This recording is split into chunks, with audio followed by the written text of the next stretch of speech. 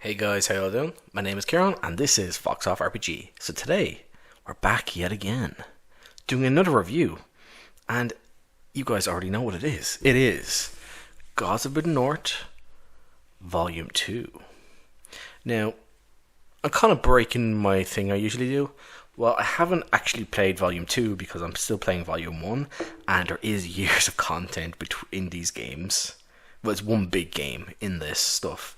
I will be doing my sort of look at and reviewish type thing about what's in this.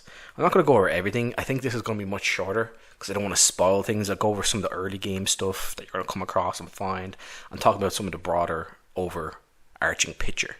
But before we get into the review, I just want to again thank everyone for coming onto the videos, liking, subscribing, commenting. It helps out ungodly amount. Again, thank you so much. I will leave a link in the description and the pinned comment where you can follow me on X if you want, join the Discord if you wish. I'm trying to get a bit more people on, people interact a bit more, but honestly, Discord is so much harder to get people on to get people on to do stuff on there, to be honest. I'll also leave my affiliate link for DriveThru if you want to get the print on demand version of this, or Volume 1. I'll also leave a link where you can find the premium copies. Currently on DriveThru, there is the Black Friday Cyber Monday deal, so it's gone on for another, I think, 11 days by the time this video goes up. So if you want, you can get that here and check out a bunch of other stuff. I have my affiliate link if you want to use that. It'll help the channel massively. Again, it doesn't cost you anything, but let's get into the actual video. So we're going to talk about Volume 2 of Gods of the North. Again, we're going to talk about some of the early game stuff and what the whole overarching idea and theme of this book is.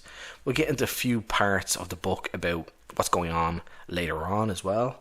But it's generally a good idea of what this book is about, and I've read this many times. I love it. I won't be able to get onto most of the stuff in this book for a while. There is some stuff I probably could get onto relatively soonish.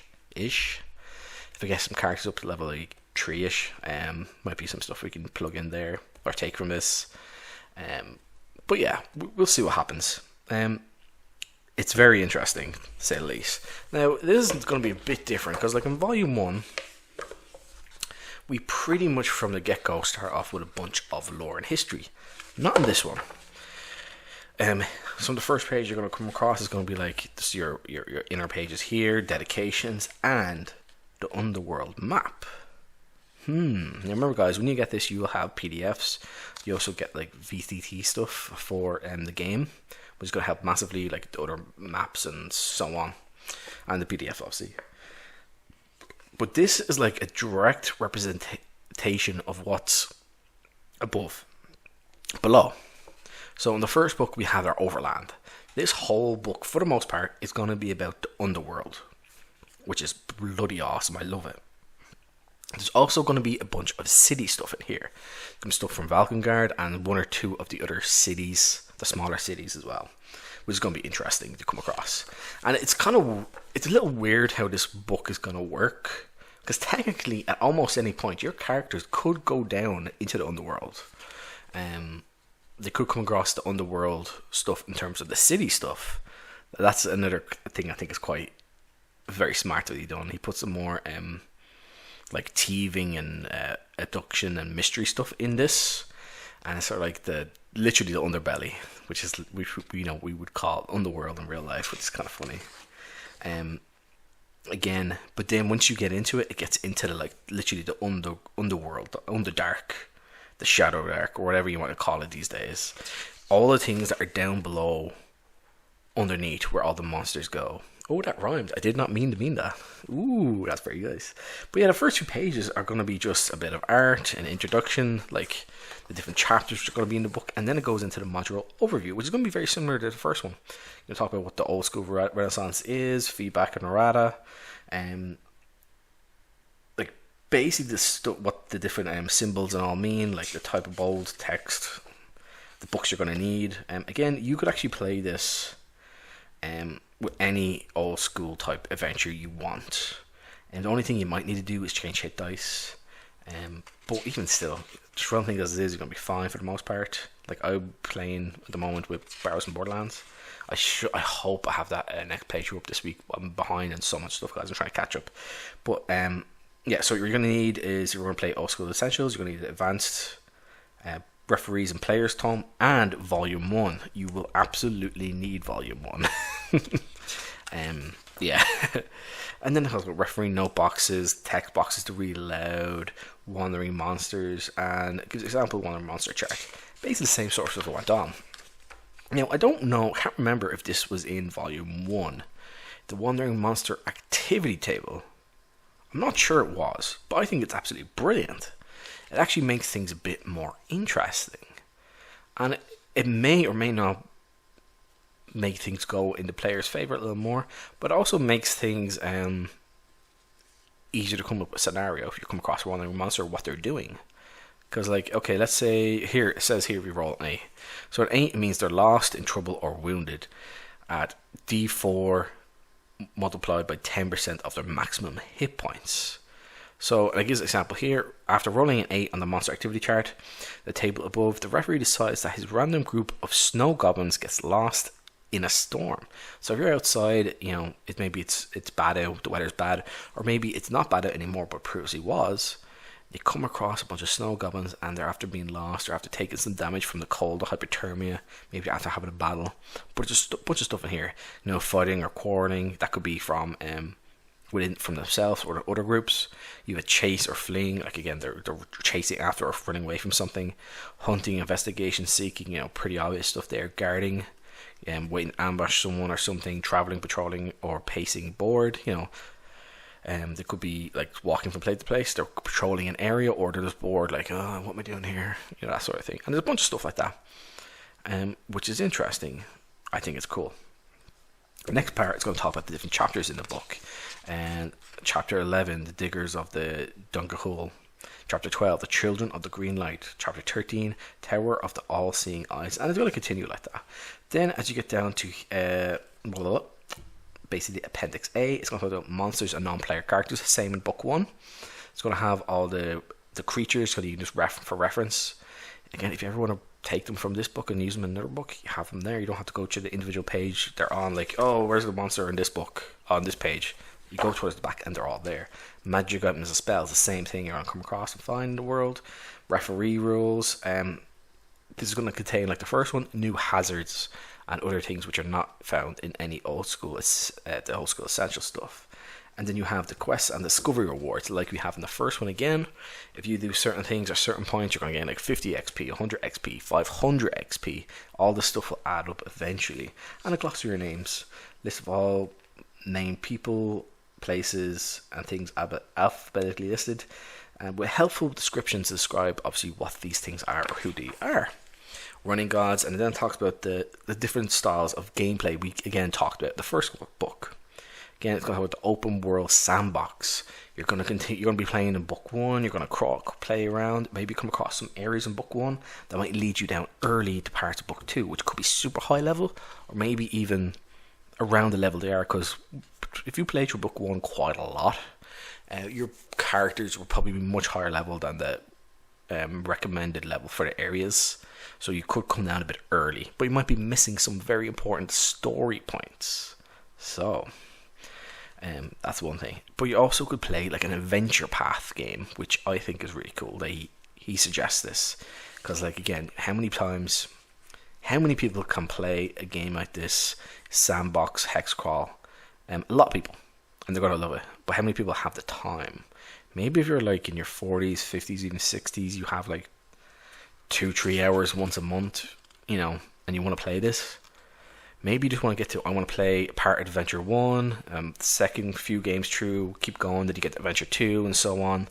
And play it like it's an episode of a TV show, like The X-Files or Game of Thrones or whatever. I think that's a great way to go about it. And then it talks about the different kinds of the party of 7 full strength heroes, as listed as the level design goal. For easy encounters, a total hit dice of all bad guys is between 0 to 60% of the party's combined levels. And it sort of gives you an idea what this could be. So, encounter balance table. For 5th level characters, assume you're going to have around 7. And between 0 and 21 hit dice is going to be easy for 5th level. For like medium difficulty, 21 to 31, and then for hard, 31 to 41. This is just for level 5, and it goes all the way down for all of them. Now, these are just rough ideas. Not necessarily what's going to be, because they could get swarmed by a bunch of 2 and 3 hit dice, quote unquote, weak creatures, but they might have some extra abilities in them. So it's not just about that. Something has an adventure and campaign summary. I think we would read a little bit on this. The second volume begins with the heroes returning to Kanahul after dealing with the final blow against Asahana in the Tower of Vigdar. In Diggers of Daggerhun, the adventurers rest in a popular tavern, the beating before heading off on their next adventure. But while therein, a small group of ravenous undead emerge from the tavern cellar and attack the patrons. It goes on a little bit like this. Now, this is a sort of goes on the idea of you start off in each individual chapter, so it talks about them a little bit here as it goes along. But of course, that's not necessarily how it's really gonna go, because you more than likely, at least I think, you're gonna come across, your awesome ribbon here as well, guys. You're gonna come across elements in this book. Maybe level 3. You probably will. Your players will, and I think that's perfectly fine. And it's going to be quite interesting because it starts off here about the tavern. Let the beating begin, and it's going to be about the tavern. I'm going to go skip it forward. We'll come back to this now in a few minutes. Okay. But there we go. Because we could actually end up starting off in the Children of the Green Light. Okay. This adventure takes place in Valkengard. The heroes complete the Eye of Jakar, a starter quest in Chapter 4, Volume 1. The heroes rescued Lady Tora from the House of the Snow Poppies.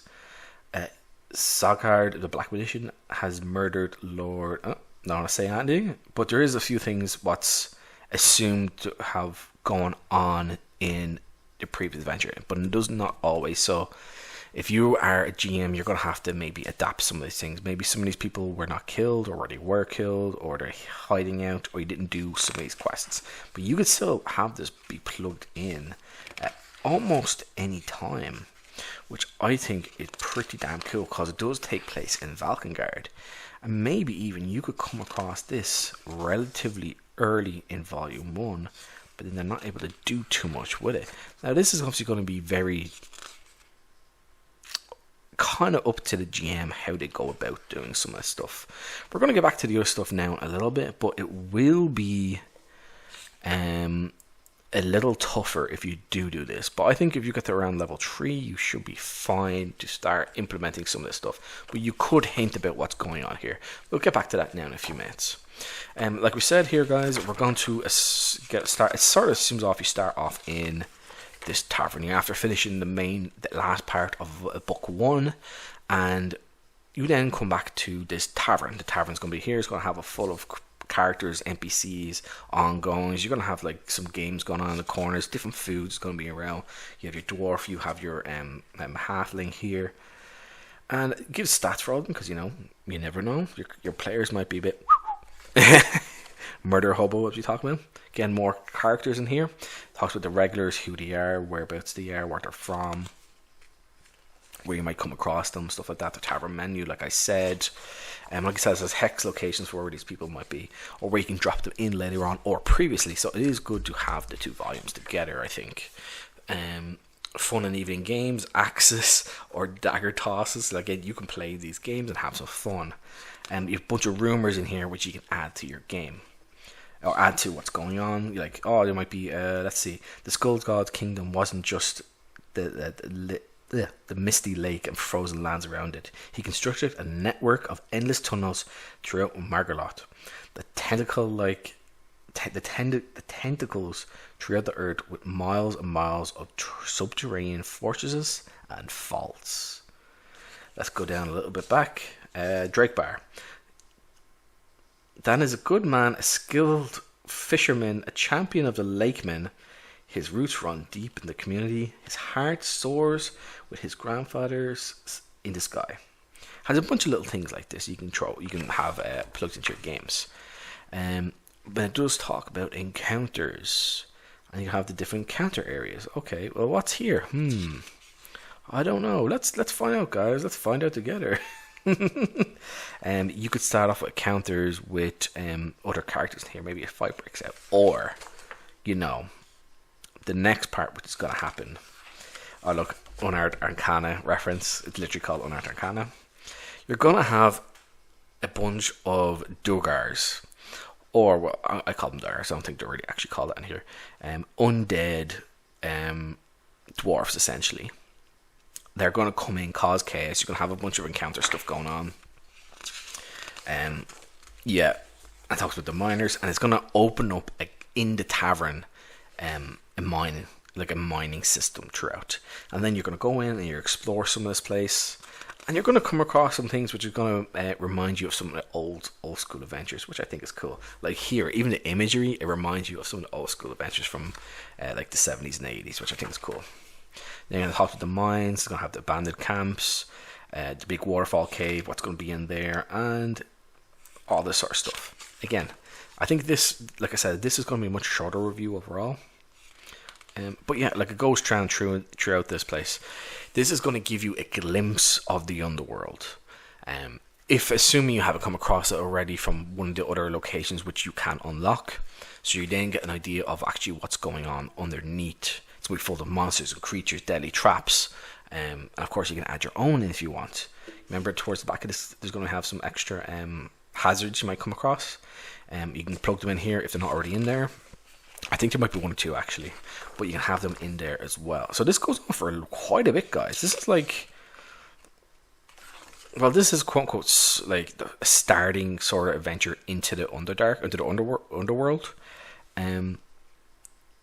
It's gonna be quite a good bit of gameplay, to be honest.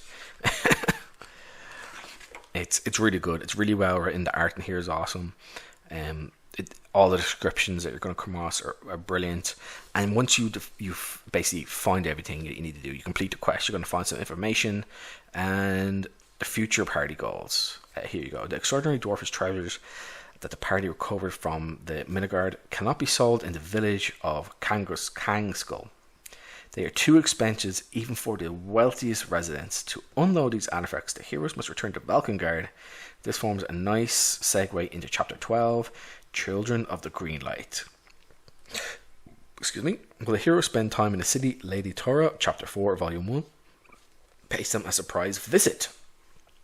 So in this first opening chapter, like I said, it's going to give you an idea of what to expect from the underworld. You're going to come across a lot of undead. You're going to come across some weird monsters, some traps, all that sort of stuff. It's really cool. Now, as you finish off every chapter, you get your total XP of all the monsters that are there. That obviously does not include any wonder monsters you're going to come across. The total treasure, same thing. And magic items, again, doesn't include the stuff you might come across from wandering monsters. Now, the Children of the Green Light. Green Light. Super cool. Now, there's a cult involved, which is always awesome.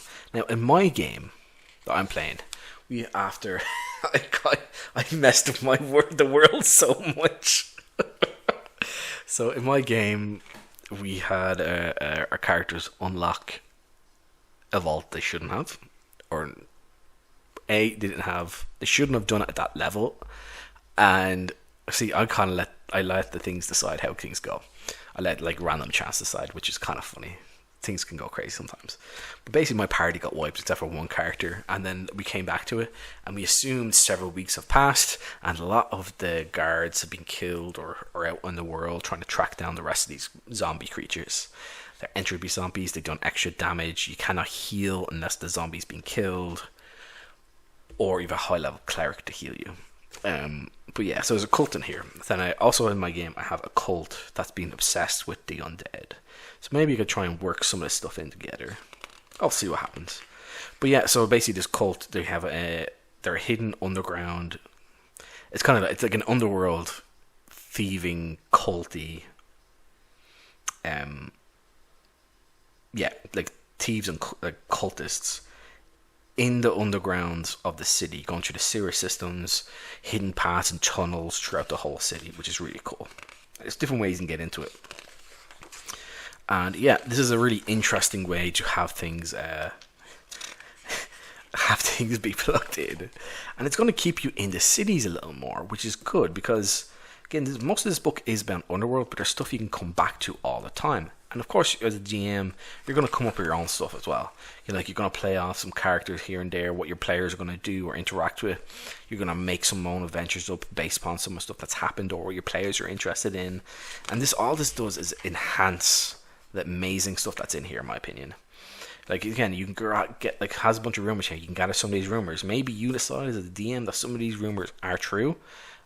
Or aren't true, and then you play off that, and maybe your players are just hooked on this idea, and maybe it says it isn't true. You can still play it in and have something based upon it which is similar-ish to it.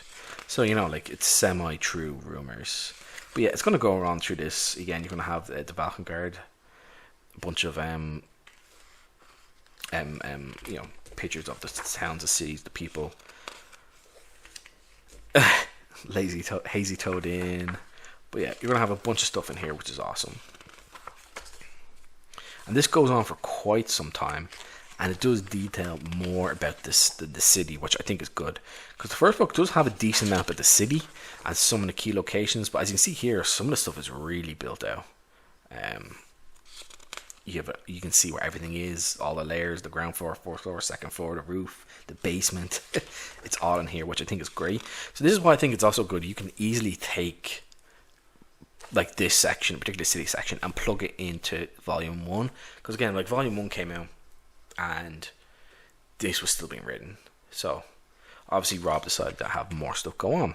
But now if you have both of them, you can like, oh well, maybe our characters are going to come across this lady here, and what's going to happen here. Maybe you're going to pick them some stuff up early, and maybe find about the cult early, but then they don't get enough information on how to deal with them and go about the actual game with them. And that stuff can sort of be drip fed through them over time, and also gives them more areas to explore and stuff like that. And then the sewers of Valkengard. Entering the sewer hideout. This is where the cult is, and how you're going to come across them. But yeah, again, this first part, well, it's not really first part, it's like the second part. It does have a lot of more city stuff. Like I said at the beginning, it will have more city stuff. It will have chances of encounters. Stuff is going to be random, stuff you might come across that you then plug in. Again, you're going to have assassins and stuff, Sort of like in the first one, you had a few assassins and thieves. You're going to have more assassins and cult members come out, which I think is cool. But yeah, it's going to continue like this for a little while. Like we're on page 103, guys. And how many pages are in this total? It's over 500 pages. the sewer hideout, and you see how complex it is here. And again, it's going to go up and down different directions, which it's quite big, like I said. And it gives you a bunch of conclusions. So if certain people live or die, if they're arrested, the different fates they might come across, and it tells you what happens, which is cool. I think that's really good. But yeah, and it gives you your XP breakdown of everything. Like again, I think this part could be done a bit earlier. You just have to be a bit careful. Like some of the stuff you might come across, look, it's like here, the sewer beast. It's gonna be a 45 hit point creature, and it's gonna do a lot of damage to your characters. 8 hit points per tentacle attack, and it's gonna have up to 3 attacks. It's probably 1d8, damage. So, it's not gonna be easy. But you can hire a bunch of hirelings out. You can go out with your party. Your 6, 7, 8 characters go out, and it's gonna be interesting to say the least. But you could absolutely do it. It's just gonna be a bit harder. You could do it like level 3. I think it could be a good starting point, maybe. But yeah, this is cool. I love it. The power of the all-seeing eyes. Like, again, I'm not going to go through everything in this, like I said. There is a ton of stuff in here which will be spoilering. I don't want to do that. But yeah, guys, you're going to get a lot about the Underworld. We're going to skip through... Oh, wow. That was a nice piece of art to open up on. We're going to skim through like a handful of pages at a time. Let's see if there's anything interesting we might want to show up. But yeah, this whole book, for the most part, is all about going into underground, the underworld. You can see the different... You're going to unlock the mysteries of the world. And ultimately, your entire point of your adventure in this series is to try and find the Cyclopean City. Now that's one thing. That's going to be in volume 3. And here's the Underworld map and areas. But yeah, here's the Underworld, guys. Here's the Underworld map. You're also going to have the player map. So this is your GM side map. And this is heavily marked, as you guys can see. So you have the UI, the U, like 17, U7, U21, U1, all that stuff. Now, what these are, I'll show you now. These are all entry points from the overworld down into the underworld and vice versa. So U1 is the soda straw tunnel. So a branch, it's a depth of 300 feet, a slope bottom, it's a heat level 1. I'll talk about that in a second, what that actually means. The branchwork tunnel ends at a steadily rising slope that spirals for 300 feet. Opaque crystallized tubes called soda straws hang from the passage's ceilings like delicate stalactites. If shattered, the noise echoes up, swirling into the tunnel into the rear of the Shadow Drift cave, and it gives you the hex from book 1. That's where exit. This warns Kalug and Zahara that the snack approaches. Obviously, these are a creature. But yeah, all this stuff is referencing different points you can come across. Let me see if I can find one that is Castle of Tarnaganan. See volume 3 for Gods of the North for the details on this location. Obviously, that's not out yet. Obviously, some of these are not going to be all going to be accessible. But do you remember when I looked at the first book and we talked about the cottage? I believe in there is a point you can actually descend into the Underdark. There's tons of entryways. We're actually going to go through it here a couple pages just to see how many entryways. There is 31 possible ways in and out of the Underworld, which is a lot, guys. But some of these entrances are going to require certain keys. They're going to have to be discovered by the players as well, even if they don't have a key to be opened. So you might stumble across one. Your players decide to go down into it. Maybe they fall down almost like a slope, like kind of the ones that talks about. For example, you could fall down there or travel down there, and all of a sudden you're in an area which you're like 4 or 5 levels below where you should be. It is possible, which kind of adds to the fun aspect a little bit, I think. But then you also have these smaller numbers like the DO1, DO2, B1, BO. These are going to be different pipe ways, essentially, like small travel arcs through. And they're all going to get like descriptions. Remember, these are all hexed as well. So these are all like 5, 6 mile hexes.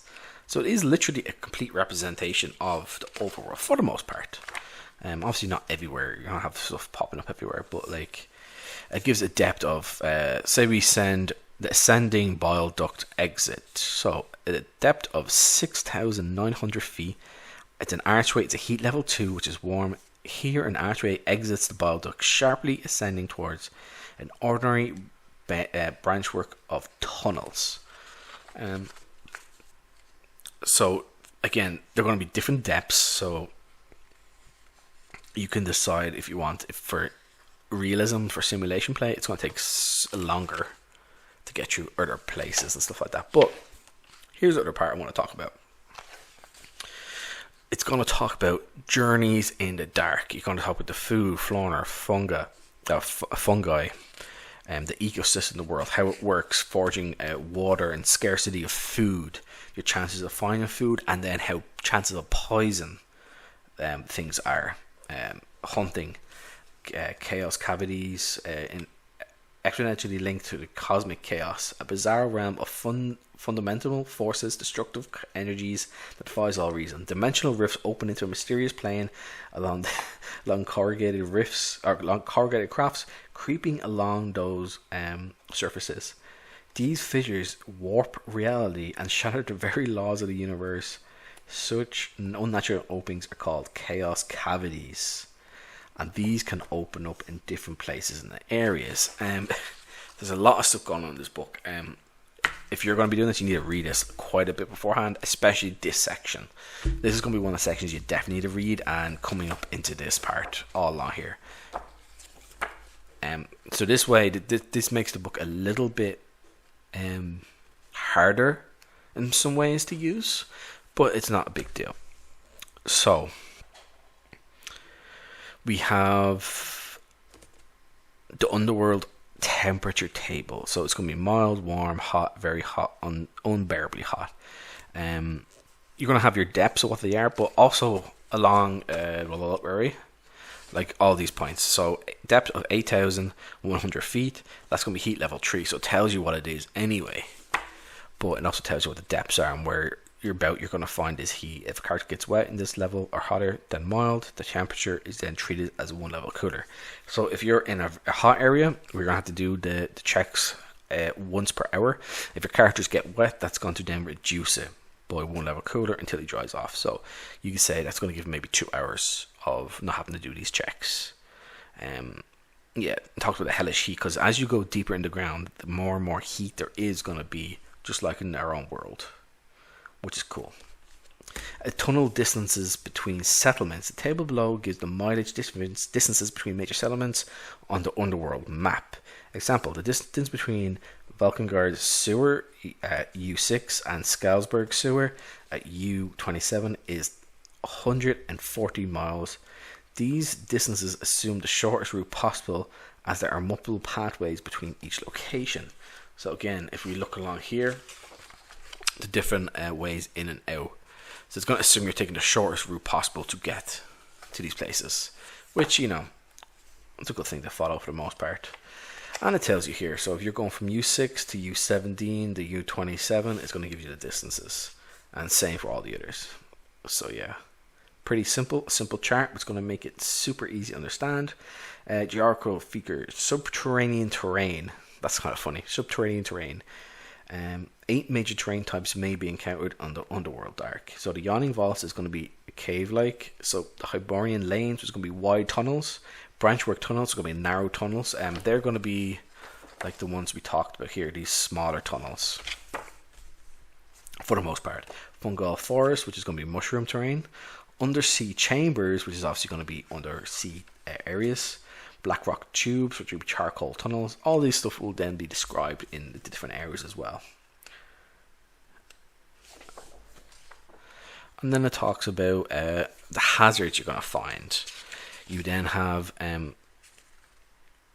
the different hazards you're going to find, and the encounter types you're going to have in each type of terrain, just like you would in a hex crawl of Overland, which is pretty simple, pretty straightforward. And again, you have your same foraging chance, rations, amount you get, hunting, wandering monsters. Remember, when you're doing the foraging, you still have that chance of getting poisoned, which you need to keep an eye on. Fungal Forest, the stuff you're going to find. That's an amazing piece of art. Some sort of like weird fungal monster. Undersea Chambers, like freshwater illuminated zone, mixed water twilight zones. There's tons of information here, guys. And obviously you have your travel distance and time it's going to take, losing direction chances, all that stuff. It's going to apply in here. But yeah, I think this is awesome. You're going to have a lot of fun with this stuff. And it could be quite complicated. And like I said, guys, you can come across these areas. Yeah, maybe you come from up above and you come your way down, you check out a tunnel. you might get swarmed by a bunch of high level creatures, or these high level for where your characters are at. If you come across early, even if you don't, you might just come across a bad area, which is it's gonna be pretty damn cool. It makes the things up the tension. Then your guys have to try and get out there, try and escape. Maybe you have hirelings with you. Maybe you try and get them to fight them off. Or maybe your hirelings just run because they're like, oh, we're not dying for you guys. But yeah, it's going to be like the same thing in book 1, where you have these bunch of hexes. But again, instead of being called hexes, they have like the code word, like M whatever, B whatever. And some of them, this actually brings on the next point. Some of them will have maps, and some of them won't. Some of them you're going to have to come up with a little map area if you want to get into that grainy detail. Or you can just, theater the mind stuff. There is going to be not a huge amount of maps, which I think is fine. You're going to have maps in the important areas or the bigger areas. A lot of it's going to be descriptions and describing what's going on when you're traveling through these archways and tunnels. Because you're not going to have, you don't want 50, 60, 70 different tiny little tunnels in a book like this. You don't need it. And the different magic items you could find all in those locations. Adventure rewards, again, the stuff we talked about before. And the Black City. But yeah, this guy's going on like this for a while. And it talks about the politics and stuff, the current era, what's going on, the law and order. The Black City is obviously an underground city of types. So it looks like, actually let's go back to it. It has this sort of ziggurat look to it, which I think is cool. You see the water in the background down here. But yeah, it's almost sci-fi like, but it's not. It's just the right mix, I think. But you're going to have a lot of stuff like that in here. Some more amazing art. Death Trap Dungeon. Oh yeah. I think there's another Death Trap Dungeon in Volume 3. I actually talked to Rob about the Death Trap Dungeon. It was quite funny. But yeah, there's tons and tons and tons of stuff in here, guys. I'm not going to go through the whole book, obviously. But then we come down towards the back. Where is it? We're going to have our magic items and spells here. This section here is going to have all the new different NPCs, creatures, monsters, appendices, yeah. So you're going to have the different monsters and non-player characters you're going to come across in the world, which is awesome. So you need to reference things, or you want to get things with bigger descriptions, you're going to have them here. Because some of the descriptions throughout the book are going to be a lot shorter, and it's going to talk about what the things are, but you can get into more details about what they are here, which I think is good. You want a brief description before you get into combat or anything like that, so you can sort of see what they look like. But then after, maybe your players might want to investigate what they look like, how they behave, what actually happened when they were doing things, or when you're in the middle of combat beforehand, you can just look this up. It's pretty simple, straightforward. You then have your magic items and spells, new stuff in here, which is awesome. And instead of not just going to be plus whatever. Yes, I did see a ray gun there, guys. Referee rules, again, new rules and stuff we talked about before. Chaos boon tables, how that's going to work. Diabolical possession and obsession, infestation. Some of the stuff is going to be in book 1, hyperthermia. This has some references for book 1, but this has a lot of new stuff. And the appendices, quests and discovery awards. Again, learn Greta's secret, you're going to gain 50 XP. Help Kat join the Opera in Valkengard, 250 XP. Again, some of the stuff you can straight away use at the same time as Volume 1. Other times you probably don't want to. Glossary of names of the different people in the world, NPCs, just a name.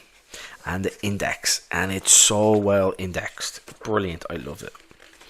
And then we have all our Kickstarter backers, which is awesome. I'm in here somewhere. Let's see if I can find my name. I'll be the only one there. Kieran.